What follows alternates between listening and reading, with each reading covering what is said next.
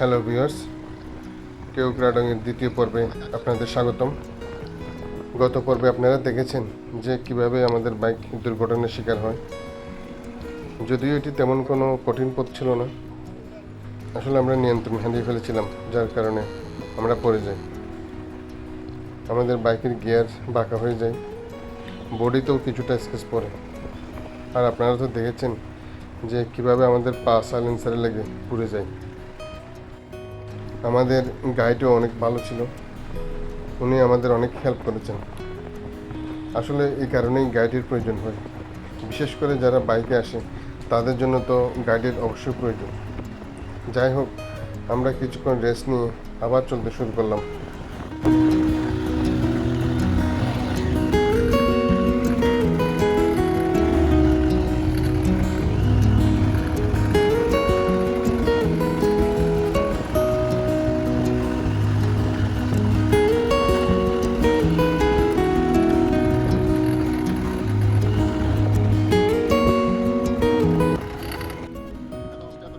রুমা বাজারের পর থেকে আমরা এখন 6 জনের একটি গ্রুপ, গাইড সহ মোট 7 জন, আর বাইক হচ্ছে 4টা।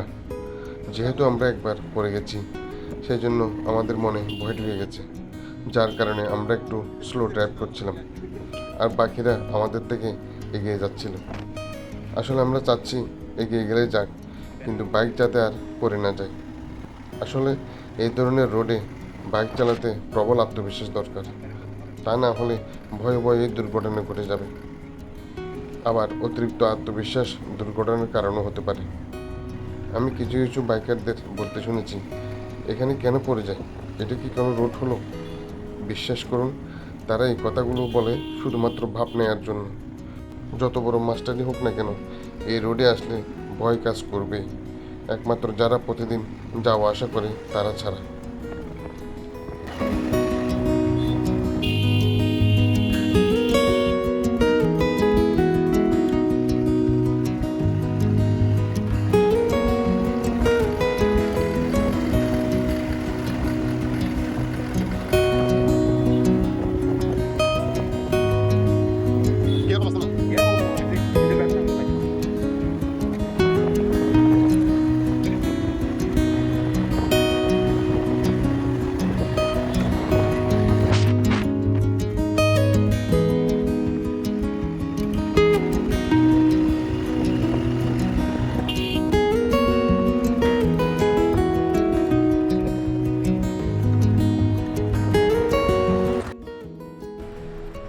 আমরা এখন পৌঁছালাম দার্জিলিং পাড়া, অর্থাৎ মোল্লাই পাড়া, যাকে বলা হয় বাংলাদেশের সবচেয়ে পরিষ্কার পরিচ্ছন্ন গ্রাম। আসলে অনেক পরিষ্কার পরিচ্ছন্ন এই গ্রামটি। মোড়ে মোড়ে ময়লার ফেলার ঝুড়ি রাখা আছে, কোথাও কোনো কাগজ বা প্যাকেট পড়ে নেই। এই গ্রামটি সমুদ্রপৃষ্ঠ থেকে প্রায় 2700 থেকে 2800 ফুট উঁচুতে। এখানকার মানুষজন বন সম্প্রদায়ের, অর্থাৎ খ্রিস্টান সম্প্রদায়ের, সেজন্যই হয়তো গ্রামটি এত পরিষ্কার পরিচ্ছন্ন রাখা সম্ভব হয়েছে। এখানে প্রার্থনা করার জন্য একটি চার্চও আছে। আমরা এই গ্রামে থামিনি, কারণ আমাদের যেহেতু দিনে গিয়ে দিনে আসতে হবে, সেজন্য কোথাও থামার অবস্থা আমাদের নেই, আমাদের তাড়াতাড়ি যেতে হবে, তাই আমরা আর এই গ্রামে অবস্থান করিনি।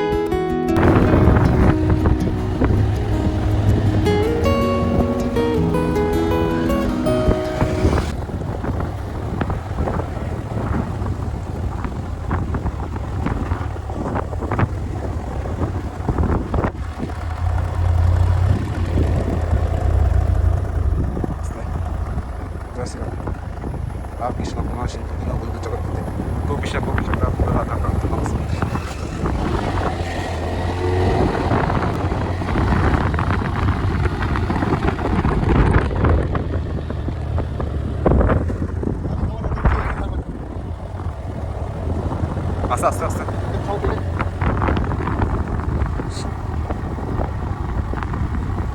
ওই তার সামনে থাকবি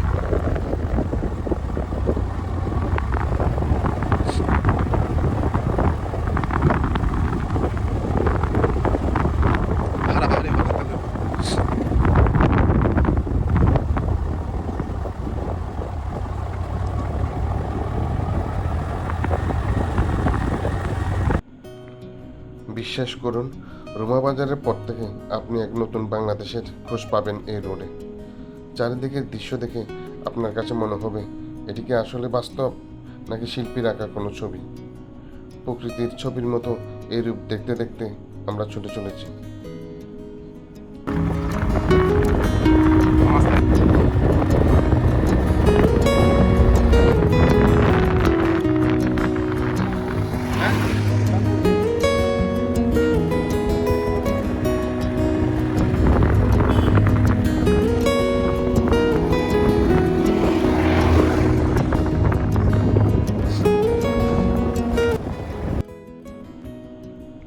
অবশেষে আমরা পৌঁছে গেলাম কাটা পাহাড়।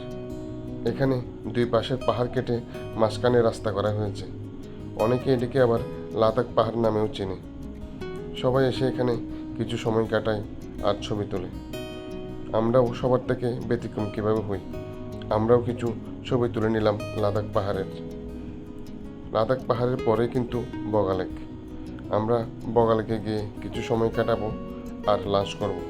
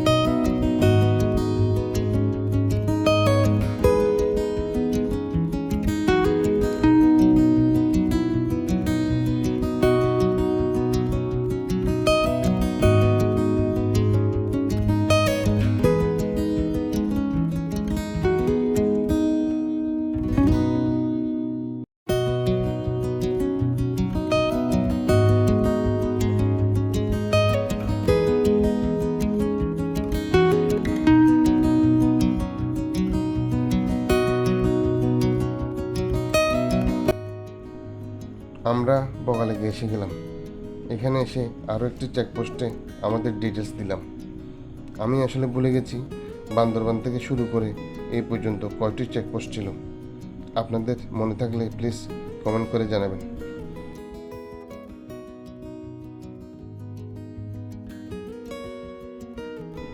বগালেকের এই হোটেলে আমরা লাঞ্চ করব। অবশ্য লাঞ্চ করার জন্য আগে থেকেই অর্ডার দিতে হবে। আমরা অর্ডার করে বগালেকটা একটু ঘুরে দেখলাম। এটাই হচ্ছে বগালেকের সেই লেকটি। আর লেকের চারিদিকে বিস্তৃত পাহাড়, যা দেখে আপনার সকল ক্লান্তি দূর হয়ে যাবে।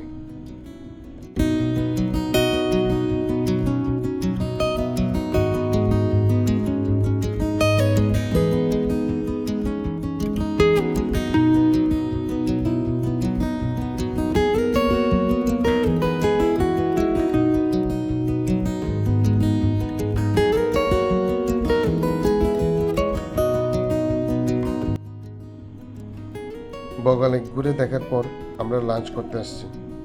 আমাদের লাঞ্চে আছে আলু ভর্তা, পেঁয়াজ মরিচের আরেকটি ভর্তা, একটি সবজি, ডাল আর মুরগির মাংস আর ভাত। আপনি যতবার চাইবেন ততবারই পাবেন। এই প্যাকেজটি আমাদের থেকে নেওয়া হয় জনপ্রতি 250 টাকা করে। দিবাকর, আজ যাবে? হ্যাঁ বলুন, আজ যাবে? কেপ রাইডিং আজ যাবে? যাবে না?